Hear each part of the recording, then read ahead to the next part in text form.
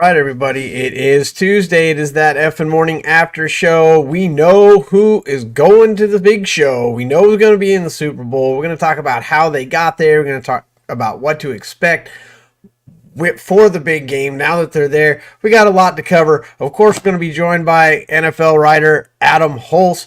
As always, let's get the show started. Here we go, guys.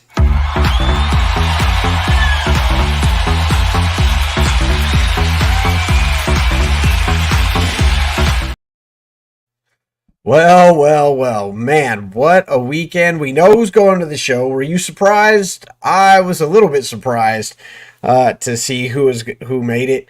I really thought Baltimore was gonna get through. I thought we were gonna have two number ones. Didn't happen that way. I like the matchup. I know a lot of people don't. How do you guys feel about it? We want to know what your guys' thoughts are throughout the entire show. Anything you got, throw it out. We throw out lots of data, lots of stats, anything you feel about that as well.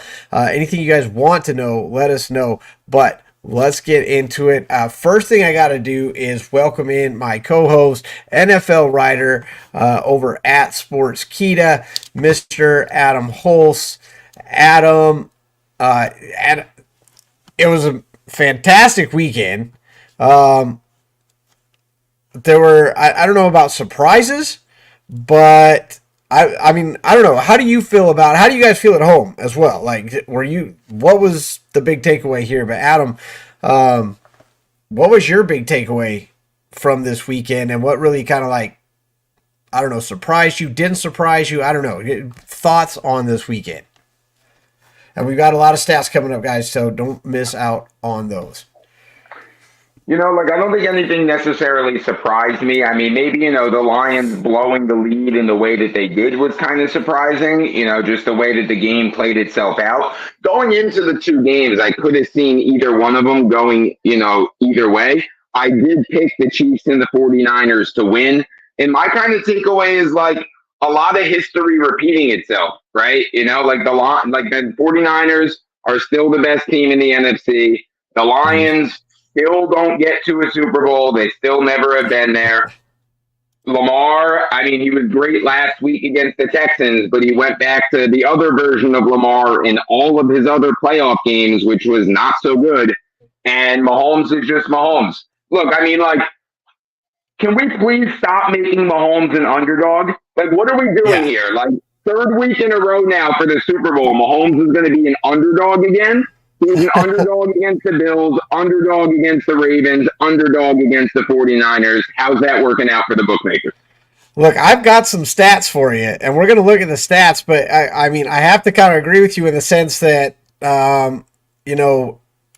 we keep sharing the stats, we keep showing the stats. The stats are the reason why, and he just kind of keeps, defying the numbers. And doing what Mahomes does. But that's why you can't count them out. That's why we knew that Kansas City could definitely win that game, and they honestly won it handily. And we will, of course, get into that as the show progresses. We got the Pulse with Hulse coming up. Don't miss that. That's where I asked Adam 3 questions about the state of the NFL off the cuff. He has no idea what they are, but before we get to that, we've got to talk about the week that we just saw. So let's get into that.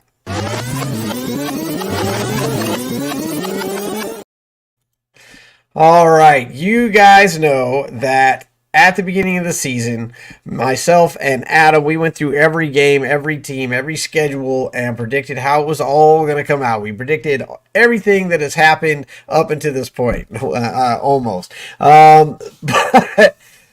So with that, this was our record for that season. That's how it all played out. Let me get to the next slide here. If I can just pull up the thing. There we go. That's how we finished up. And this is how we've been looking so far to this point. This is how the playoffs have gone. The first bit of stats that I want to get into are on this slide. Of course, let's get to the rest of the numbers. Let's finish this one out.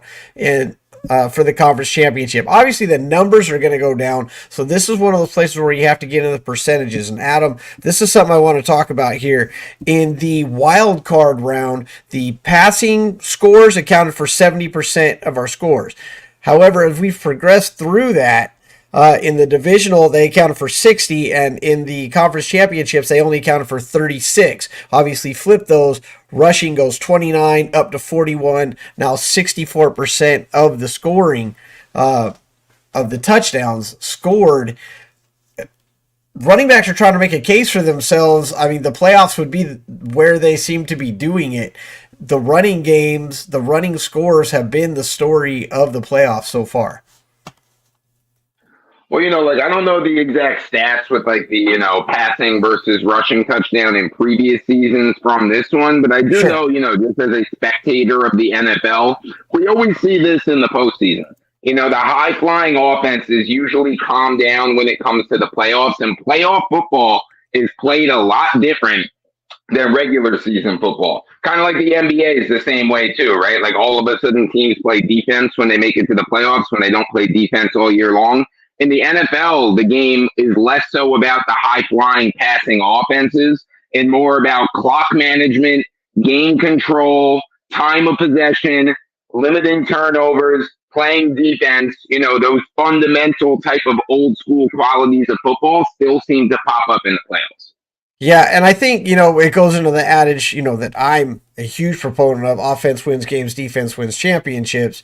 The defenses are stepping up. Now you're facing really, the best of the best in defenses. We're going to see how these rushing games break down, because I know you're already thinking Kansas City, rush defense, Chris Jones, like the whole thing. We're going to look at the vulnerabilities of both the pass and the rush defense. I promise we're going to get into it, so stick around for that. But let's continue on our trek through the conference championships. One thing I noted as well is there's only 4 passing touchdowns in both these games, and you have, allegedly four of the best receivers in the game. We only get 4 passing touchdowns throughout the whole thing, and actually only one player all weekend scored more than 1 touchdown, and that's passing as well. Out of all the quarterbacks, running backs, and receivers, only 1 player scored more than 1 touchdown. Care to take a guess, Adam?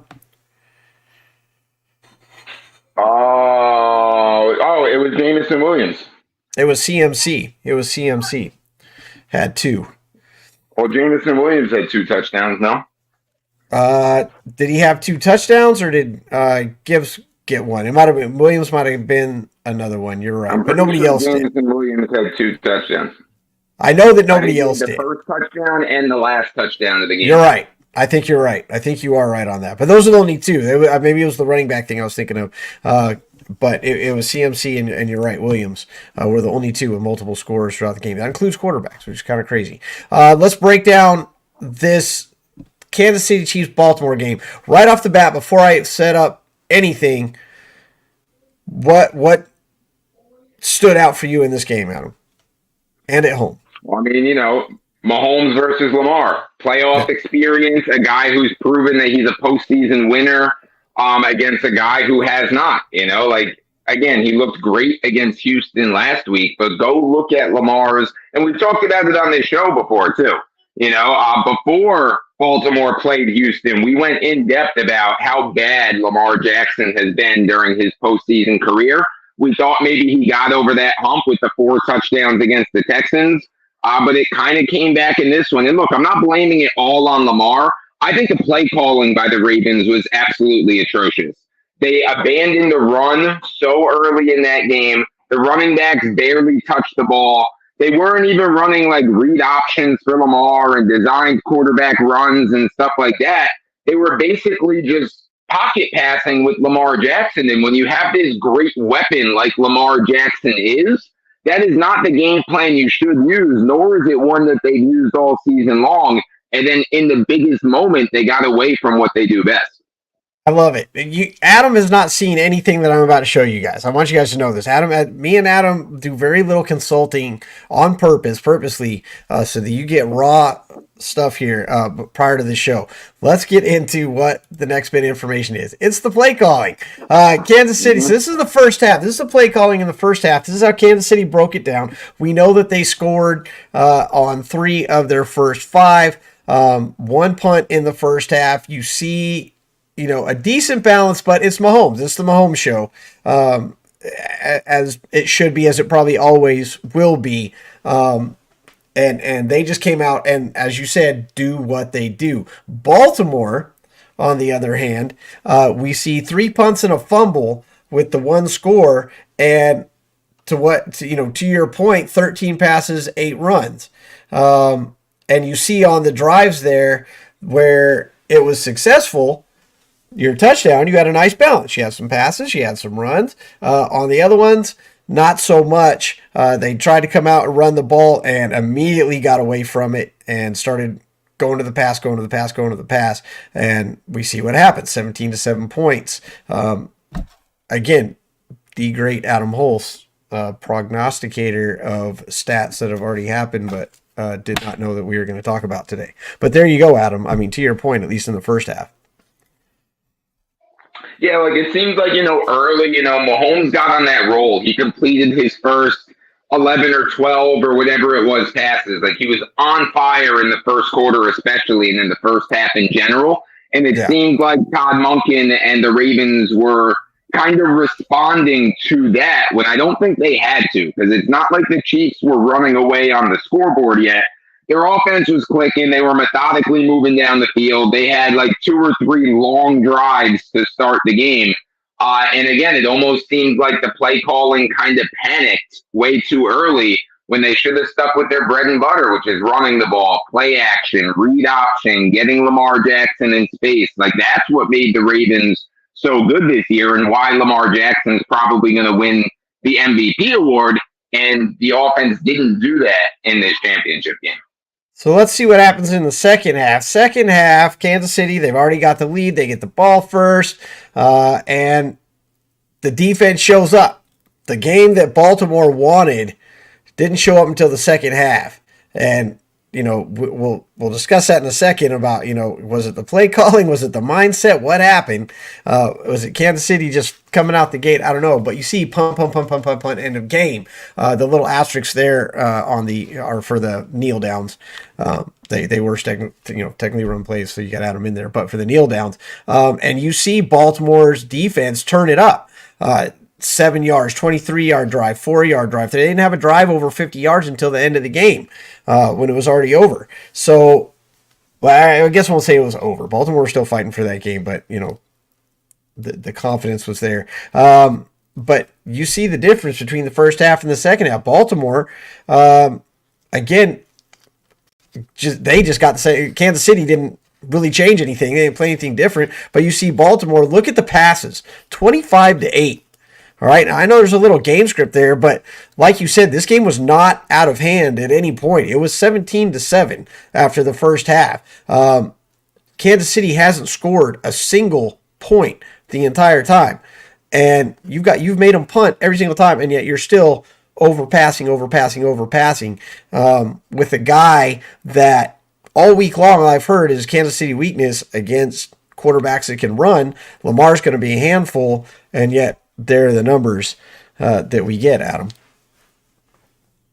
Yeah, and I think a lot of that speaks to inexperience. Lamar hasn't really been in this spot before, and play caller Todd Monken has not either. So those things matter, and those are kind of those things that are hard to take into consideration when you're breaking down a game. Before it happens.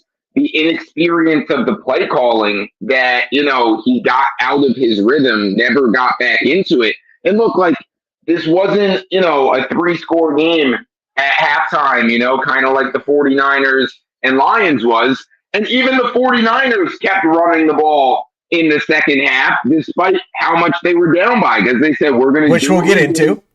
Yeah, obviously. If we're going to get back into this game, we have to be what got us here. We need to get back to our identity, and the Ravens never got back to it.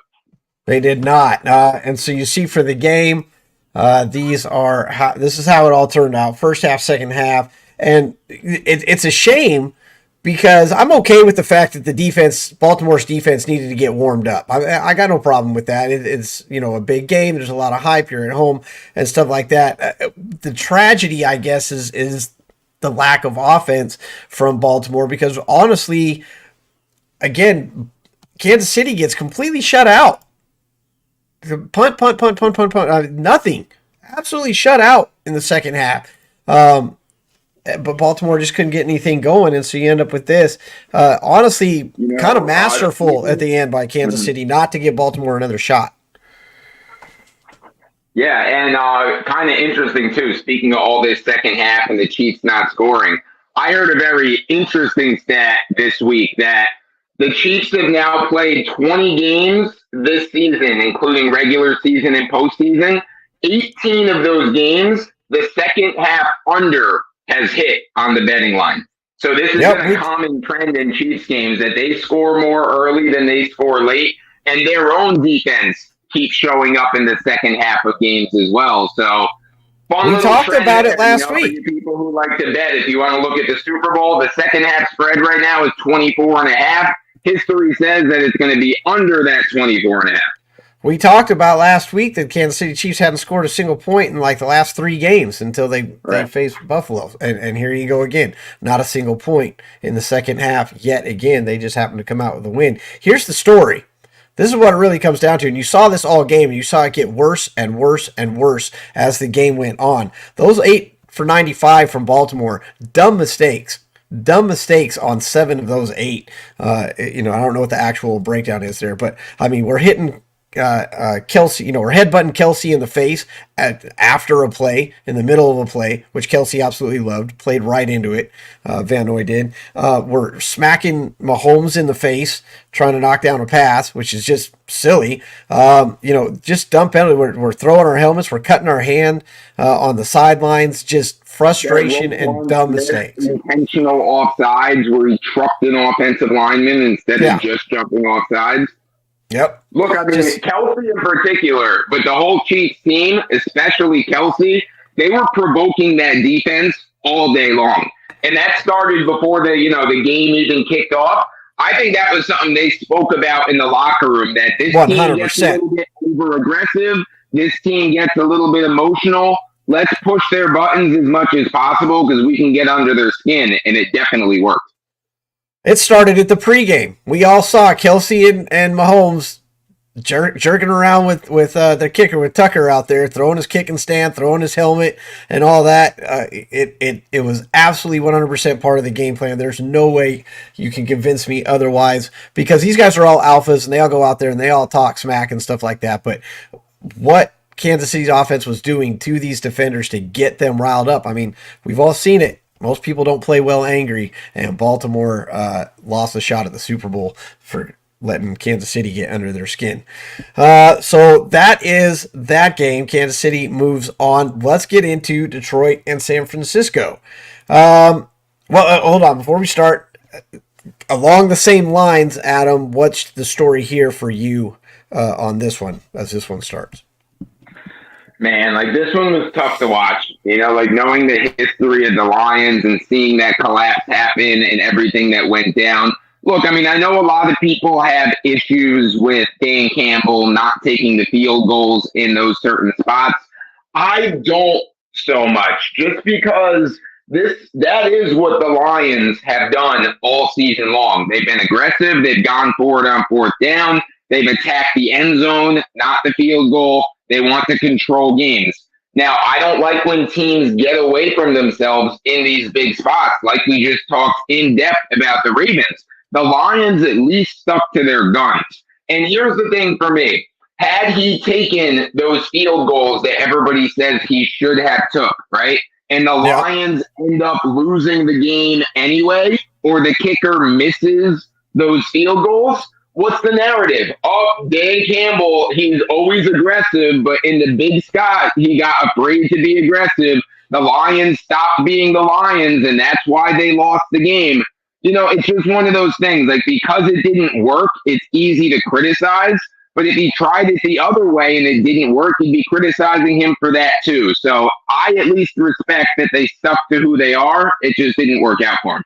Yeah, I we'll talk about that obviously as we progress through this, but I think they should have gone for the field goal, but we'll get into that. All right, first half. This is the play calling. They go with the run. The run's obviously working. Detroit scores on 4 of their first 5. I mean, they really just kind of came out and smacked San Francisco in the mouth. And I'm not going to say that San Francisco didn't take the hit. San Francisco took it. I think Baltimore didn't take it, which was the problem. Baltimore's offense couldn't handle it, and San Francisco's did. They said, that's fine. No big deal. We'll keep playing this game. But I think everyone was really surprised just how effective Detroit was, and to your point, the aggressiveness of Campbell to keep running the football. I mean, you're running at the 49ers. He found it something that he could do with all the misdirections, and it worked. And they walk out of the first half with 24 points, and again score on 4 of the first 5 drives. I'm going to bring up San Francisco's as well. We'll talk about that. San Francisco, a little more balanced, and they only come out with 7 points. As you kind of see San Francisco kind of testing it. Maybe something a little more we're attuned to, a little more something we expect a little bit more. Let's see what works. Let's see what doesn't, and then we'll see what we can do in the second half. And I think the big thing here is that San Francisco, like I said, they never let it get away from them. They never got in their head about it. They said, hey, look, we're doing some things are working, some things are not. We'll go to the second half and we'll do us. Yeah, and that's what it seemed like, is the way they came out in the second half too. They never panicked in the first half. It looks like that's probably what the halftime talk was like. Look, guys, we're not going to change a damn thing in the second half. Ignore the scoreboard. Let's just go out there and be the 49ers and execute. Look, I mean, the balance between pass and run, like that's, Kyle Shanahan's staple right there. The Lions, the best rushing D in the NFL. That's not going to stop Shanahan from running the ball. No. He is, you have the number 1 rusher in the entire NFL. Shanahan, he will always kind of live and die by his game plan. You know what I mean? Like, he does what he does. And for the most part, he does a very good job of sticking to it, whether it's working or not. Like, sure, he'll make some slight adjustments, but you'll never see Kyle Shanahan completely abandon the rushing game. And it's worked to one of the best records in the football league. Now he's going to the Super Bowl. So criticize what you want to. But if it works, it works. Even if it has failed in the past, for sure. So then we see Detroit. Detroit, obviously game script. They got to go a little more pass heavy.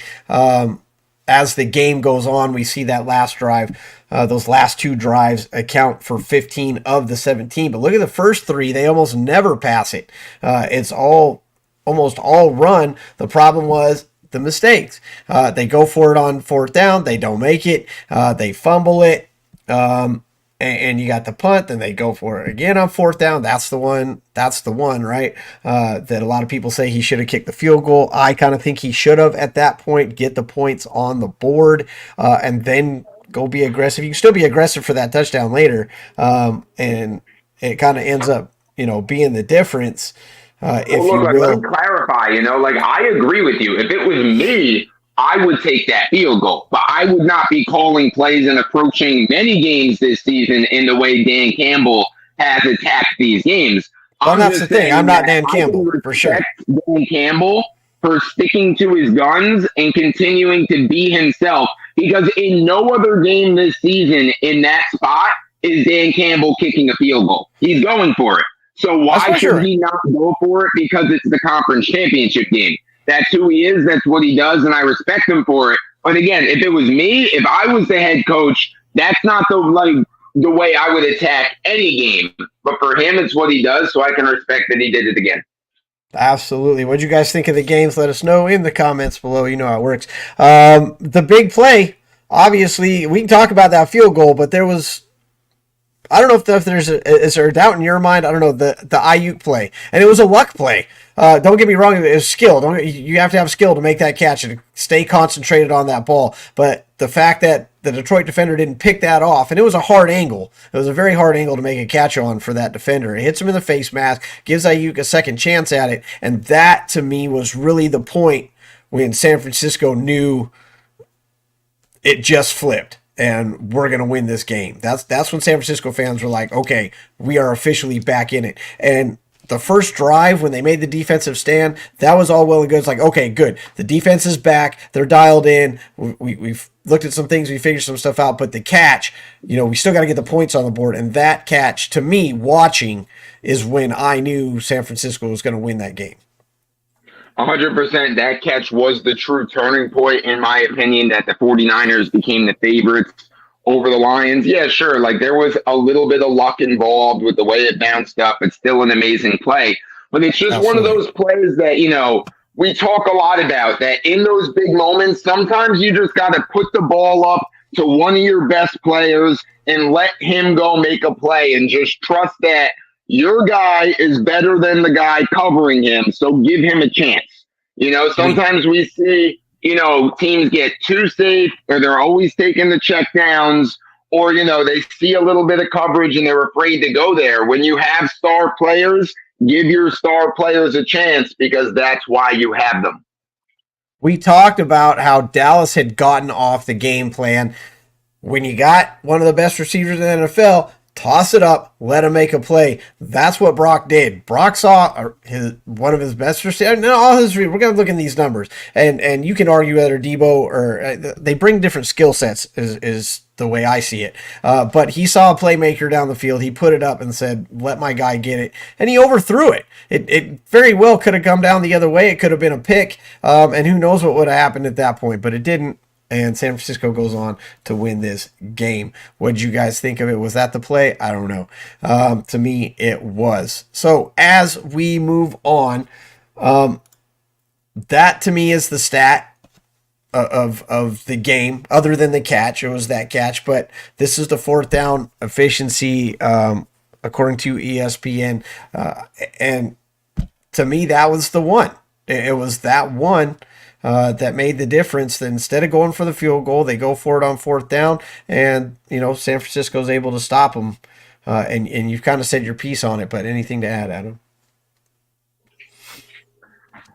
No, I mean, look, like, there's not really much else to say about it. You know what I mean? Like, the Lions blew it. The riskiness, the gambling, and all that stuff that they did all season long, we have to remember that that's why they're in the conference championship game. They did not play this season straight up. They went for it on fourth down more than any other team in the history of the NFL.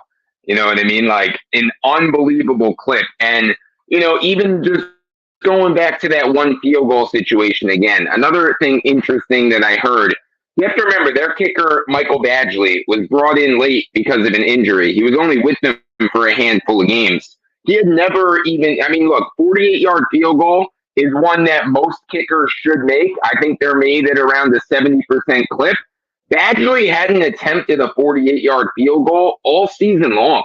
Didn't have to. He was only with the Lions for a short time, and he never attempted one from that far. And he really didn't kick many playoff field goals at all either, because the Lions always go for it.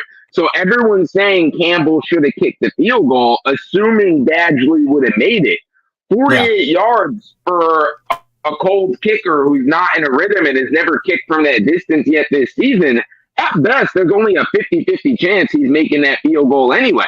And again, if he goes for the field goal and he misses it, everybody would be clowning Dan Campbell for not going for it, because he went for it all season long.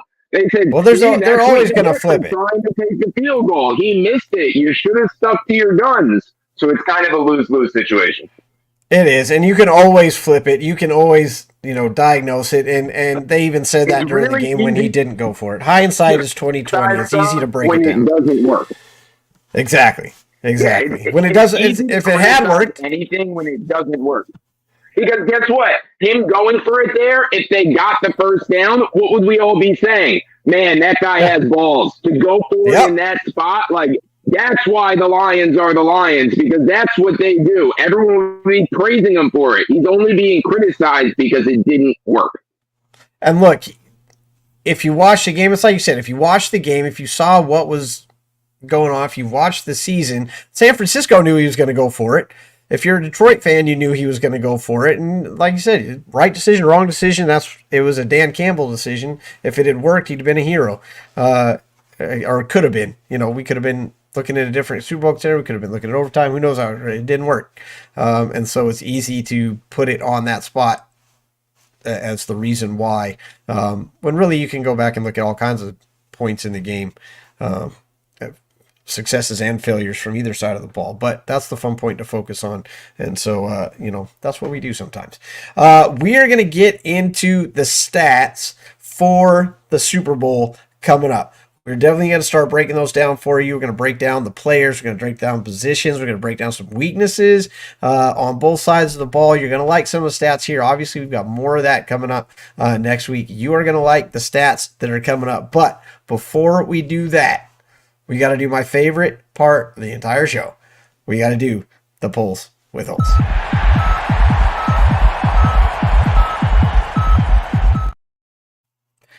This is the Pulse with Hulse. I'm going to give him 3 questions. He has no idea what's coming, and this is not rehearsed or anything. And you get to see the genius of Hulse. It's about the NFL. The first thing I'm going to ask you is not really Super Bowl related. I've kind of been going at this a little bit over the past couple weeks, but now it's from the other side. We've seen a lot of hires, coaching hires to fill in some of these positions. Are there any surprises? I.e. Belichick not really getting an offer, or with any of these hires. Obviously, Harbaugh's now going to San Diego, and who's kind of winning right now? It's mostly coordinators and stuff like that. Harbaugh's really only a big coach that's gotten hired, although some of the interims and stuff have been filled in. But give me your thoughts real quick on the hires that have been made, as we already kind of talked about the fires beforehand.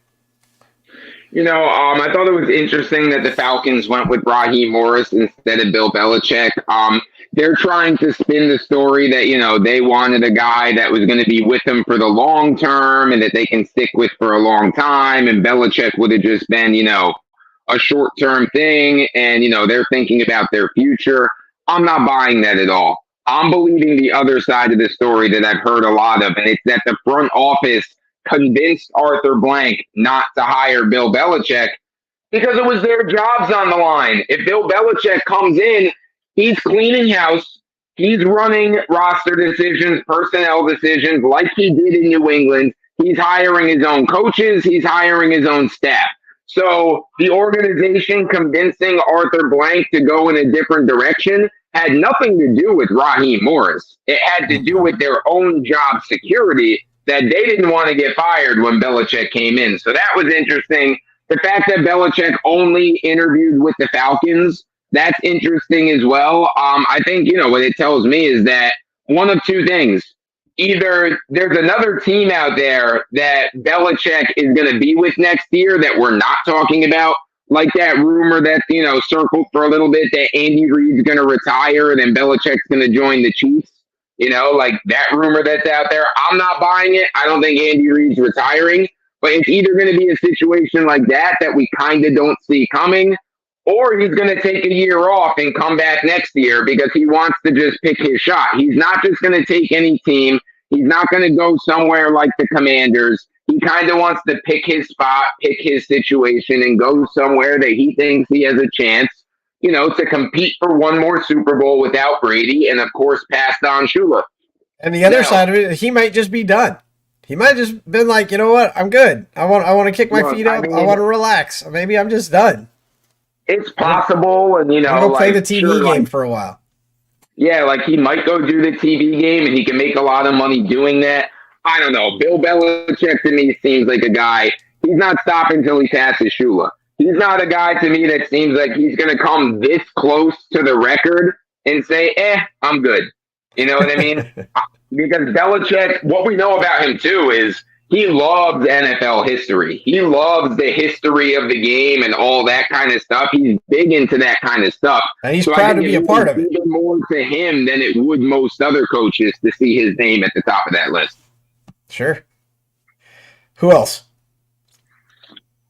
Well, I mean, obviously the big splash is Harbaugh, right? Yeah. Like, I'm not a Harbaugh guy. I don't think you're a Harbaugh guy either. I think we've talked about it on this show that neither of us Has are big never won a Harbaugh single fans thing until until this this national year. championship. He has not Yeah. won a single thing in his entire coaching career. And let's be honest, he's been here before. We've already seen this. It didn't work then. I don't know. Go ahead, keep going. Well, like it's debatable whether or not it worked then. I mean, he did get to a Super Bowl. He didn't win that Super Bowl, but he did get to a Super Bowl when he was coaching the 49ers. So, I think there's a lot of teams out there. The Chargers, which to me is why it makes sense, that if they're like, look, like we've been underachieving. If we can bring him in and he can make us, an annual playoff contender, possible Super Bowl contender like he did with the 49ers when he was there, it's obviously much better than what we got going on right now. And they're just thinking that maybe with Harbaugh, his history is supposed to be, and again, this is debatable as well. I don't know if I'm fully on board, is that he's great with quarterbacks, right? That he gets the most out of quarterbacks. That's what a lot of people say about Harbaugh. Again, I don't know if I'm fully in that camp. That's what a lot of people believe. I think So he if has a the lot of Chargers staff are help with part that. of those, a lot of people that believe it, then they think he can bring Justin Herbert to the next level. I guess we'll see. Time will tell. You're right, though. I think San Diego did exactly what San Diego does. They provide a lot of hype, and they fail to meet any of the expectations. I think that's exactly what they've done again. Question two. Interesting, because I actually feel the complete opposite. Like, look, like San Diego, or I guess LA now, the Chargers not meeting expectations. Obviously, I 100% agree with that. But I think them hiring Harbaugh is actually the opposite. Like, when do they make big splash hires or big splash free agent signings and all that kind of stuff? That's not normally what the Chargers do. So I think getting a guy like Harbaugh could be the Spanos family kind of thinking, look, we never go get the big name coach. Let's try it this time and see what happens. They should have got Belichick if they want to do that. Question Yeah, number two. I don't think wanted to go there. He didn't even take an interview.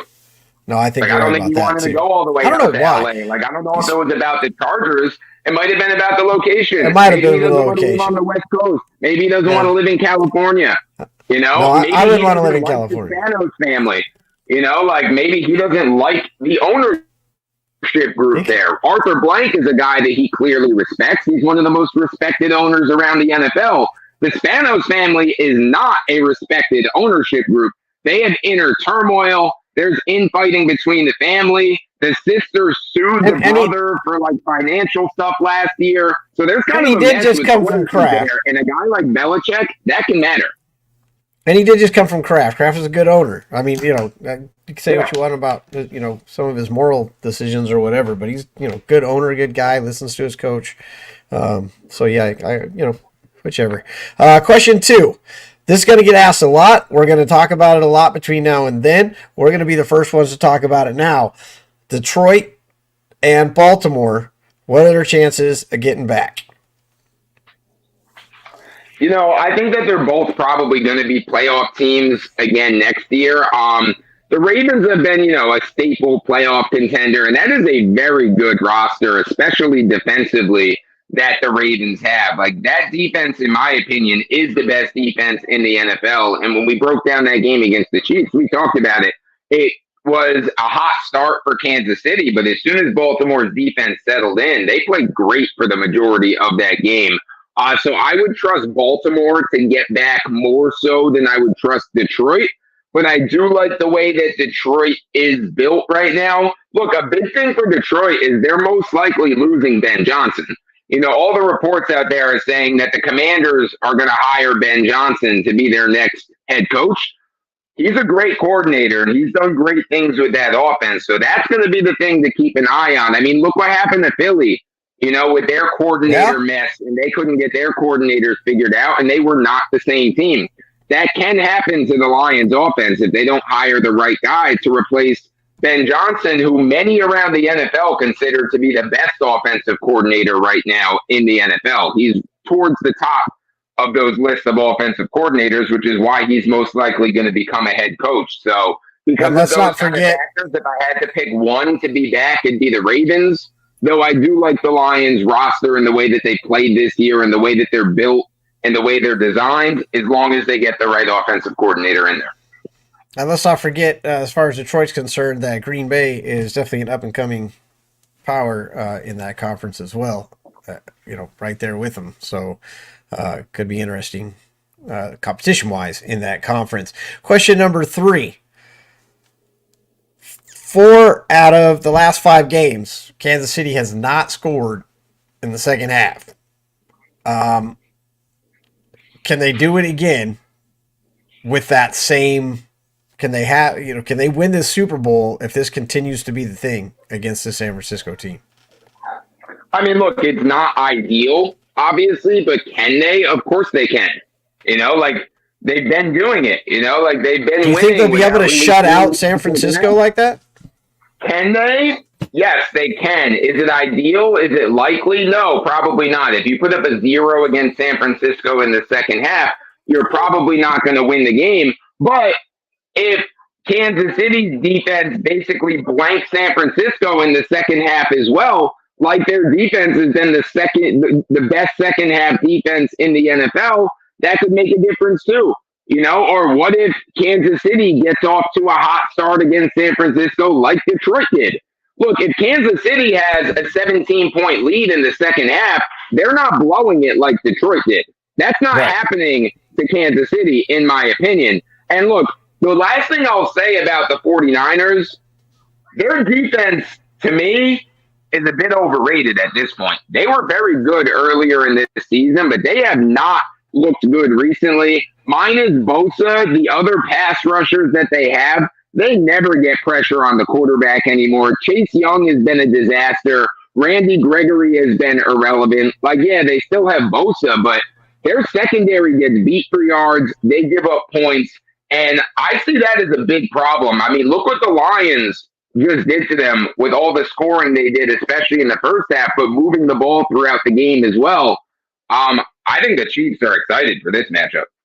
I think it's going to be a great game. This has been the Pulse with Hulse. You brought up the numbers, so we got to get into it.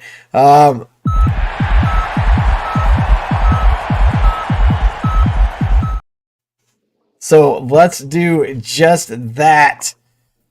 Here we go, guys. This is the part of the show y'all been waiting for. San Francisco versus Kansas City. Now, look, you guys are going to see a lot of numbers over the past 2 weeks. We're going to bring them to you. All the sports shows are going to bring them to you. But you came here first, and so this is what you're going to get. For the season, Brock Purdy QB 6, Mahomes 8, yardage pretty close there. Touchdowns, it's within 4. It's not that big a deal. The rushing, 75 rushing attempts by Patrick Mahomes. That's, obviously scrambles are accounted for in there, but 75 to Purdy's respectable 39, and Purdy's legs had a huge impact on this game. Turnovers, not that far off. Again, we've kind of talked about turnovers not really being a big benchmark. Look what Josh Allen did. But you know what? These are not really the stats that you want to get at That EFIN morning after show. So let's get into the stats you really want from these guys. You're going to hear all that normal stuff. You look that stuff up yourself. This is the type of stuff that we're looking for. Air yards per completion. This is for the season to start off. Brock Purdy was the second best quarterback in the entire NFL for getting air yards per completion. Air yards per completion, what is that? Air yards, that's the air. That's the amount of yardage that the ball is going to travel on its way to the receiver. So how much am I airing it out? This metric shows how far the ball gets thrown downfield. We see Brock Purdy trying to get the ball downfield. To the sticks. How far in front of the sticks are we throwing? Are we trying to get the first down on the throw, or are we letting our receivers do the work? For the most part, Brock Purdy's pretty much throwing right at the sticks for first down. He was 18th ranked down there in the middle of the road. Patrick Mahomes lets his receivers do the work. 31st in the league. He likes to throw it in front of the sticks and let his people work. To that end, it usually works. I'm not discouraging the game plan. You're in the Super Bowl, but there you go. Aggression. How much do they have to throw to the tight windows when they do? How often do they complete it? neither of these guys very great. That didn't have to be. They've had open receivers. They've had people to dish it off to. This metric can get a little skewed, but how often do they have to squeeze the window? Not that much, and so their completion rate isn't that high. However, last week in the conference championships, again, Brock Purdy staying consistent. Mahomes actually dropping a little bit in the air yards to the sticks. Brock going right for it, going for those first downs, whereas Mahomes, again, letting his people do the work. Underneath throws, West Coast offense. Ironic, since San Francisco kind of invented it. And aggression, those tight windows, Mahomes had to get a little more aggressive. He was going against that Baltimore defense. We saw a lot of punts in the second half. But this is how some of the more, I think, telling numbers, the more important numbers, and I think this is going to lead to defense and game plan and all that. What do you think about these numbers, Adam? Well, to me, when I see these numbers side by side, it just makes me think it's so funny the way narratives work in the NFL, right? Like Brock Purdy's narrative is the game manager, and all he does is check the ball down, and any quarterback can throw dump offs to Deebo Samuel and Christian McCaffrey. Yeah. Well, the numbers say a lot differently. And Patrick Mahomes, 2 in air yards, the gunslinger, going deep downfield, making these huge plays all the time.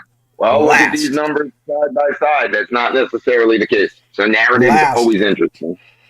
It is, and you can skew numbers however you want. I mean, I could skew these if you wanted to, but I try to just let them speak for themselves, if you will. So this is how your quarterbacks match up, and like you said, contrary to what you like to hear, it's really kind of Mahomes who's the check down guy. And again, it works. So I'm not, discouraging it. I'm just putting the numbers out and letting you make the decision, draw the conclusions on your own. But these guys aren't the only guys on the field, obviously. So we got to get into the running game. Obviously, CMC is the number one running back in the NFL, most yards, most touchdowns, most times on the top 10 list, et cetera, et cetera, et cetera. However, Kansas City's, not too shabby. Attempts this season, 272 to 205. I wouldn't have thought that Pacheco had 205 rushing attempts. I would not have put that high a number on him, but there it is.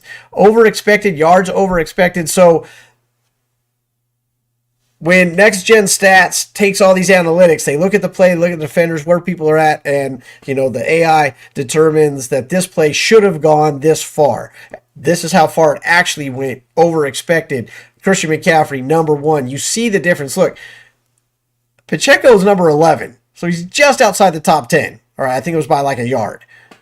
And look at the difference, though. 349 to 91 yards over expected on the season. That's how many yards they went over on their plays this season. Their percentage, 46 and 40, however. So this is where it kind of brings it all back into perspective.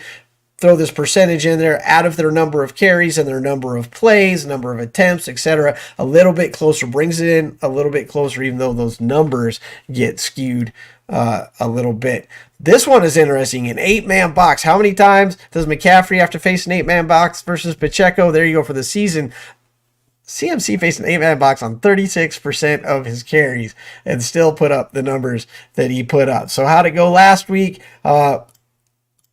It's one game, but you see the numbers there for that one game. And that's really, that's going to be for one team versus the season stats. So I don't put a ton of that into it. The reason I left it on here is because CMC faced an 8-man box 50% of the time and still put up the numbers that he did. But running game, Adam, what do you think here? Obviously, CMC's the best, but you can't deny that Pacheco's kind of been getting it done. Doing enough. So, yeah, CMC is pretty good at football, huh? That's not breaking news, Okay. Pacheco, though, I think people know about Pacheco, and, Pacheco does get a little bit of hype. I don't think he gets nearly enough credit for what he's brought to this Chiefs offense and their game plans this year. You can make a case that right now their offense runs through Isaiah Pacheco. With the amount of touches he's been getting recently and the way that they game plan is that they kind of run it through Pacheco, and then Mahomes does what Mahomes does when he has to. You know what I mean? Of course it's always going to be about Mahomes, right? But watch the Chiefs game plans and the way that they play. They go to Pacheco early and often and let him kind of, dictate when they have to take their shots and when they have to run their play actions and stuff like that. The other thing I'm looking at here, like the over expected, which is absolutely, ridiculous. The McCaffrey number for the over expected, like that's Absolutely insane. ridiculous. And, stuff like that, those are very important, fantasy type numbers. Like us fantasy geeks that love to get into the numbers, the expected type stuff is always important when we're looking at advanced metrics. But it does also make me laugh because we're just trusting basically a computer system to tell us how many yards they should have gotten on this particular play. Like, it's so subjective, like, you know what I mean? And we just kind of trust it and take it as gospel. Like, oh, look how many more yards he got that he should have got. What do you mean he should have got? Like, says who? Like, compared to what? And, like, we take that and trust it. But a lot of us fantasy people, too, are the same ones who talk about how flawed the passer rating stat is because it's so computerized. Or the BCS back when it was in college football. Oh, geez. Why are we trusting a computer system to tell us who the best team is? Or in baseball, WAR and all these other stuff. Like, oh, you can't just trust the computer. Well, we do it in fantasy all the time, and we trust those expected stats because the computer said they got more than they should have. That's fun. That's why. So there's some receivers on the field now. Of course, Kansas City receivers have been underrated, under-talked about, undervalued. That would be the word, undervalued, because you can't do all this without the receivers. And yes, Kelsey's like, you think Kelsey's the number one guy, but this year we saw, like you said, as fantasy geeks, we saw that Kelsey did not do what he did last year, although he is the officially the number one tight end in NFL history now. And we see that San Francisco is kind of utilizing both, but they have two different receivers and they're utilizing both in two different ways. So I think that's kind of what we get to. We are going to talk about the tight ends, but I wanted to stick with the receivers first on this one, and we'll make some comparisons, which are really cool. Separation. Debo leads San Francisco receivers in getting separation, 3.7 yards of separation. Rashee Rice gets 4.2. Kid's kind of fast, and it's a little hard to hang with that guy when he gets out there. So he actually beats Debo and Ayuk for separation. Targeted air yards. Look at Brandon Ayuk, 14.1. What that means is your quarterback's waiting till he gets downfield. These are the downfield throws before I hit the ball. We talked about Mahomes, the numbers showing how Mahomes actually likes to throw it underneath and let his people do the work, whereas San Francisco likes to try and get a score. We saw it with the helmet bounce that changed the game. Nice downfield throw, and it was to Ayuk. Big surprise there. Yards after the catch. Check this out. In the entire NFL, you got number one and number two. Would you have guessed that Rashee Rice was number two in yards after the catch? That's amazing. Debo 8.9 per and Rice 8.4 right behind. These are your two guys in the Super Bowl that do more with the football once they get it. There's your plus minus. We talked about that number kind of being a little skewed. You can play that however you want. But Debo, again, 3.9. Rashee Rice, 1.9% over expected. Again, what they were supposed to get according to the computer and what they actually got. But Adam, these are kind of, to me, these kind of tell a story of these offenses and maybe what we're going to see on Super Bowl Sunday. Yeah, I mean, that yards after catch for Rashee Rice stat, I mean, like you pointed to it, like that's interesting to me as well. Like I definitely never would have guessed that. Never. But, us fantasy guys are well aware of the fact that Rashee Rice has taken over as the top receiver for most of this season for the Chiefs. He'll go higher next year. More important to the passing game, especially the second half of the season, than Travis Kelce has. And just like for the 49ers, us fantasy guys know how important Brandon Ayuk is. He is an absolute monster as well. Now, again, public perception, just from NFL-wise, it's Debo Samuel and it's Travis Kelce is kind of like the stars of like the passing attack on both teams. And so not to take anything away from those two guys because they're both excellent as well. But Rashee Rice and Brandon Ayuk are just as important to their offensive systems as Debo and Kelsey are. I love the separation number and, of course, the yards after the catch. Yards after the catch, that's what I want. I want a guy who's going to do something once they get the ball. And we talked about some of the top receivers. You go and look at the yards after the catch for some of the top receivers in the game. They're not great. There's quite a few guys you think that they catch the ball and they go down.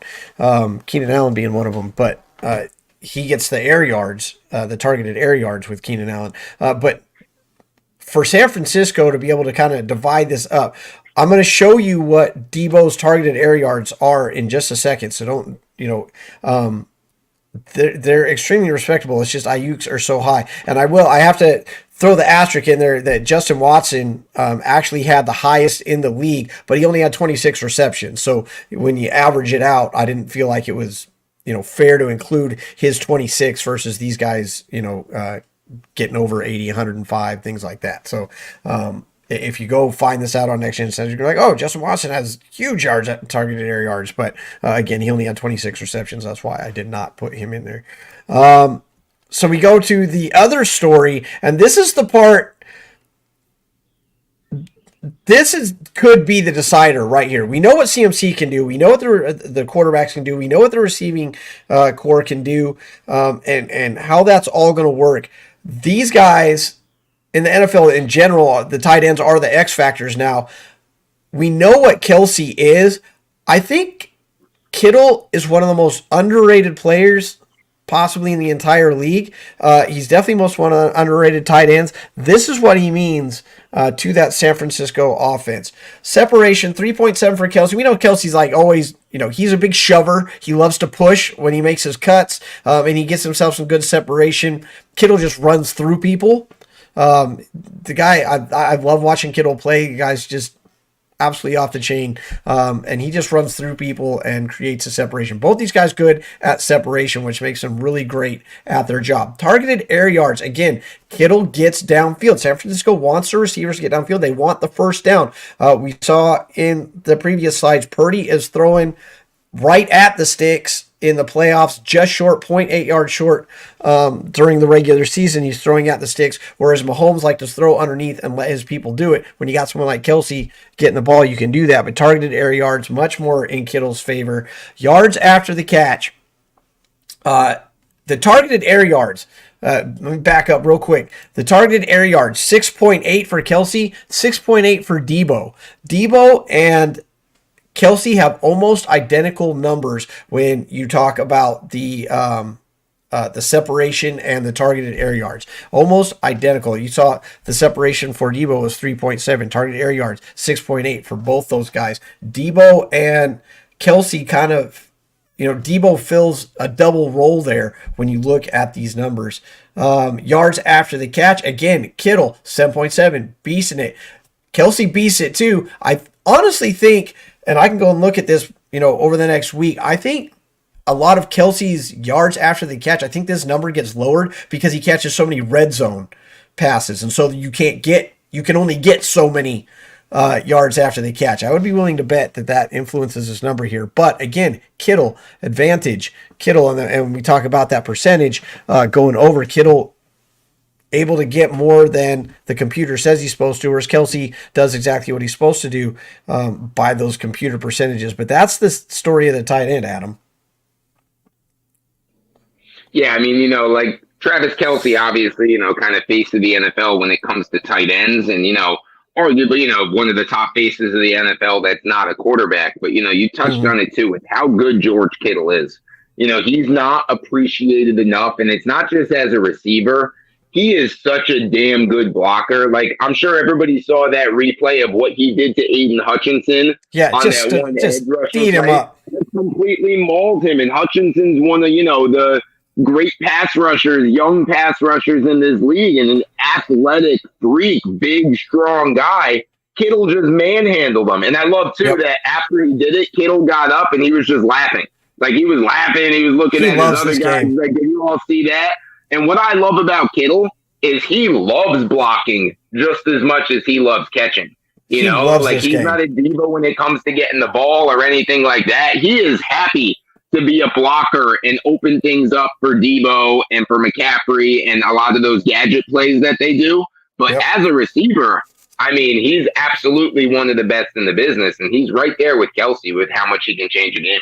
Yeah, and you see some of the numbers actually better than Kelsey, and I think this is where you're going to look. This is where the decider is. Purdy and Mahomes play different games, so you can account for some of the difference in numbers there. San Francisco's got a lot of talent there, and yet Kansas City is here again, despite less numbers. And we saw on the running game, Pacheco's no slouch. He's not, there is no other CMC in the league, but Pacheco's not far behind, and you wouldn't know that. You wouldn't think that until you put the numbers up. But this right here, we like you said, we know what Kelsey is, but I don't think a lot of people realize. I think people know what Kittle is, what Kittle can be, but I don't think they realize just how important he is and the kind of impact that he can have. This I think is going to be a big story of the Super Bowl. The other story, of course, is going to be the defenses, right? Let's put up some defensive numbers. Now, we'll get more into the defensive numbers. I'm a defense wins championships kind of guy. In the next week, we will talk more about the defense than we will the offense. You're going to get lots of offensive numbers throughout the week. But I wanted to pick up on these four little stats here, the weaknesses of these defense. And I want to hear your thoughts on this, Adam. But when you go back and look at the numbers, San Francisco has a weakness with the short passes, especially to the right and mid side. Kansas City short passes on the right and the left side. Consider we talked about Mahomes' strength being these short passes, whereas San Francisco likes to air it out. You have to say advantage Kansas City here. Yeah, I mean, for sure. Like, that's, a direct matchup stat that, you kind of just pointed out with how good Mahomes has been in that short range. And, here you go. Here's another thing that the Chiefs can take advantage of in this game. Rushing, the San Francisco, you got to go outside on those guys, whereas Kansas City center left. And actually, you know what? I am going to own up on this one. This is actually reversed. So let me just switch that. The Kansas City weakness is on the ends, obviously, because you got Chris Jones in the middle. San Francisco's weakness is in the center left, and we saw that with Detroit. The yards are right, but the positions are wrong. So while you give us your thoughts on that, and I think that's exactly what we saw, I'm going to switch these up here. Yeah, I think that kind of speaks to, you said Chris Jones, of course, in the middle, but on the other side, it's the range of Warner and Greenlaw. It's very hard to turn the corner on those San Francisco linebackers because Warner literally covers sideline to sideline. Yeah, and he's so good at it, too. Bring those back up. There we go. But we saw Detroit take advantage of that center and that left. That was the big thing with this. Kansas City, Jones is there, and you don't expect to get a lot going up against Chris Jones unless you can get him blocked, unless you can scheme him out. But that center left really stood out to me from what I saw on the Detroit game. As I'm doing that stat, I'm thinking about Detroit. That's exactly where they went every time, was center left, center down the left side. That's where all the success came. And so you think that they're going to have to, and that's clearly been a season-long issue. You're going to have to shore that up, especially when we talked about the numbers that we saw with Pacheco. Yeah, and with the Lions doing it, like all these kind of numbers that we look at, this is what are studying in their offices all week long as they're coming up with a game plan going into a game. And that's why there's so many coaches and so many staff members on every team, because they're dissecting every little detail like this and going as deep as possible just to find one little thing that maybe that they can capitalize on. And if they can find it, they'll attack it, like you said, like the Lions did. Yeah. And I got to tell you that we talked about the pass yards, the short right mid, short right left, the deep passes for Kansas City. can be taken advantage of as well. And like I said, we'll talk more about the defense and all these numbers, but you cannot attack Snead's side, but you can actually get them down the middle as well. We'll get more into that as we get closer and closer to the Super Bowl. So that brings it to the time everybody's been waiting for. It's the Super Bowl predictions. Who's going to win? Who's not going to make it? Who's coming out on the other side? And we will absolutely get you those predictions next week. You're going to have to tune in next week to hit that and find out how that's going to go, because we got more stats to bring. We got more information to bring. We're a couple days removed from the conference championship, Adam. We know who's going. We're going to see a lot of stats. We're going to see a lot of numbers. Some of them make sense. Some of them don't. Hopefully the ones that we threw up today made some sense. Out of what we talked about today, what sticks out to you, and what do you kind of expect this Super Bowl to be? Just final thoughts, I guess. Well, I'm kind of leading down a little road here, but at the end, I want to get into the brain of Adam Hulse, because that's where we want. And it's kind of something that, like we touched on, when you look at the outcomes of the two championship games, the two teams that stuck to their identity truly and also had experience in these big moments, the Chiefs and the 49ers, are the teams that came out on top. The teams with less experience in these types of spots, and in the Ravens' case, got far away from what they did all season long.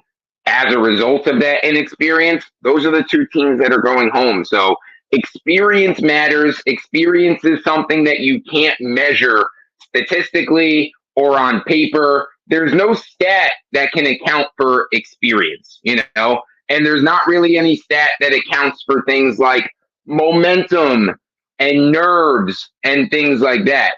That's when you can get outside of just the numbers and, like what the paper tells you, because not everything is measurable. And there's one team remaining, and there's been one team this entire playoffs that has an X factor that nobody else has. And his name is Patrick Mahomes. He's the only multiple Super Bowl winner left in the NFL right now. The younger generation is here. Mahomes is the guy now. He's the multiple time winner. Who else is there out there? They're not there anymore. It's his era now. Like, it's not like he's becoming the next face of the NFL. He is it. And no other team has a Patrick Mahomes. And all of that being said, and I opened the show with this, are you kidding me? He's an underdog again in the Super Bowl? We're really making him an underdog again? Give me a break, man. Keep testing him. See how that goes for you. I said that I would never, that I thought Baltimore was going to win that game, but I would never bet against Patrick Mahomes. I don't know how many times I said it this week. I'd be a rich man if I got $1, because so many people asked me, and that was the answer I gave every time. And there you go, Patrick Mahomes. The issue is going to be that second half scoring. Kansas City's going to have to figure out a way to score in the second half against San Francisco, because we saw San Francisco come back twice in 2 games to win their game. Kansas City, they were able to shut Baltimore out, and they, obviously severely hindered Buffalo's ability to score a second half. Their defense definitely has been carrying them the second half. It's a Super Bowl, and we're going to need 4 quarters of football, not 2, for a Super Bowl champion. But we'll see how it all plays out. We're going to see how it all runs out next week. We got lots more stats coming for you all week long, but especially on next week's show. Make sure you hit next week's show before you make all your prop bets, because we're going to have some numbers for you that are going to blow your mind, just like we do every week. And we do it every week with Adam Hulse. Let me put that up one more time. NFL writer at Sportskita. You can find him at Adam Hulse Sports on Instagram, or the X Twitter thing machine. That EFIN show, as we see, you can see it there. We are a part of the Fantasy Sports Corporation. We have our Super Bowl show coming up on Super Bowl Sunday. You are not going to want to miss the Super Bowl show. The Fantasy Sports Corp is going through some big changes, and you're going to love it. They're all for the good. The Super Bowl show is going to have you ready to rock on Super Bowl Sunday. We're going to hit you off bright and early, Sunday morning, 8 a.m. We're going to have guests. And when I say we're going to have guests, I don't just mean like You know, we didn't just get like the next door neighbor. Not that we're above having the next door neighbor on. The next door neighbor could be on. But when I tell you we're going to have guests on the Super Bowl special over at the Fantasy Sports Core, their names you're going to know. They're names that you're going to want to see. And my mind is already blown by the people we've been able to book for this show. You're going to want to come check it out. The Super Bowl special, Fantasy Sports Core, the big game show. Come check it out. We'll talk more about that next week as well. Head over to the Fantasy Sports Corporation. Get subscribed now. You'll be glad you did. That's it for us this week. Adam, thank you as always for stopping in. Go over to sportskeeda.com/Adam Hulse. Find all his stuff. I guarantee you he's going to be pumping out some crazy articles that are going to change the way you play over there at Sportskeeda all week long, just like he always does. And of course, we'll be doing it here at that EFIN Morning After Show. I am Chris Fox for Adam Hulse. Thanks for coming down. We'll see you guys next week. Don't forget, next week, don't worry about the Pro Bowl. It'll be awesome. Come see us next week. See you ready for the Super Bowl. We'll see you guys then.